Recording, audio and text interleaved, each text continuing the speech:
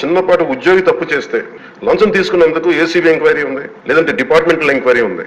అలాంటిది రాష్ట్ర వ్యవహారాలు నడిపే ముఖ్యమంత్రి కానీ వారికి సంబంధిత సభ్యులు కానీ స్టేట్ ఎక్స్చెకర్ కి 18,860 కోట్ల రూపాయలు పైచులకు ప్రప్రథమంగా ఇక్కడే మనకు తేలుతా ఉంటే వీళ్ళు శిక్ష పడకుండా ఎలా తప్పించుకుంటారు? శిక్ష పడాలి. అందరూ ఎన్ని కోట్లాది మంది జీవితాలు ఆడుకుని వీళ్ళ చేతుల్లో మట్టుకు ఇన్ని వేల కోట్లు దాదాపు తెలుస్తుంది. కనుక లోతుగా చూస్తే అది చాలా పెద్ద ఇది స్కామ్, ఇది దోపిడీ. తప్పు చేసిన వాళ్ళని గత ప్రభుత్వం సంబంధించిన ఇది ఇట్స్ నాట్ అబౌట్ వెండేట, పగా ప్రతీకారం కాదు. కానీ వీళ్ళని స్వేచ్ఛగా కనుక వదిలేస్తే వాళ్ళ అదృష్టవశాత్తు ఈ రోజు వాళ్ళకి లేరు. వాళ్ళు కనుక ఉండుంటే వాళ్ళకి నిజంగా వాళ్ళకి సమాధానం చెప్పాల్సిన పరిస్థితి ఉండేది. తప్పించుకొని పారిపోయారు వాళ్ళు ఈ రోజు. వాళ్ళు we have to make them accountable అధ్యక్ష. We have to bring them into accountability.